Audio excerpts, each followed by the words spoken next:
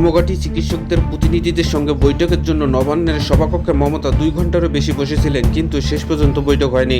কলকাতা আর.জি. কর medical college ও হাসপাতাল নারী চিকিৎসককে ধর্ষণ ও হত্যার ঘটনাকে কেন্দ্র করে ধর্মঘটে যাওয়া জুনিয়র চিকিৎসকদের সঙ্গে বসতে ব্যর্থ হওয়ার পর এক আবেগপূর্ণ বক্তৃতায় পশ্চিমবঙ্গের মমতা বন্দ্যোপাধ্যায় বলেছেন, রাজ্যের শীর্ষ পদের প্রতি তার কোনো মোহ নেই, আর জনগণের স্বার্থে পদত্যাগ করতে তিনি রাজি আছেন।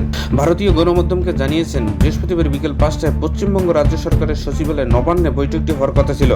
ধর্মঘটী চিকিৎসকদের প্রতিনিধিদের সঙ্গে বৈঠকের জন্য নবান্নের সভাকক্ষে মমতা 2 ঘন্টারও বেশি বসেছিলেন, কিন্তু শেষ পর্যন্ত বৈঠকটি হয়নি। শুরু থেকে মমতার সঙ্গে বৈঠকের জন্য ধর্মঘটী চিকিৎসকদের 2টি প্রধান শর্ত ছিল। এর একটি হলো বৈঠকের সরাসরি সম্প্রচার, আর দ্বিতীয় শর্ত হলো 30 জন প্রতিনিধি নিয়ে বৈঠক করতে হবে। কিন্তু 2 শর্তে আপত্তি জানায় রাজ্য সরকার।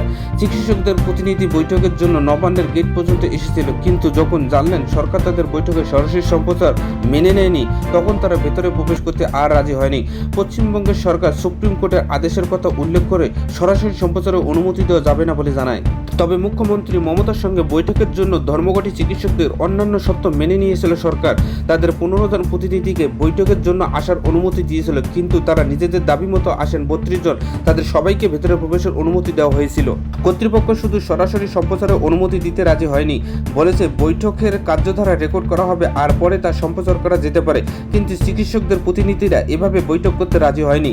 এরপর 2 ঘন্টারও বেশি নবান্নের সভাকক্ষে অপেক্ষা করে মুখ্যমন্ত্রী মমতা।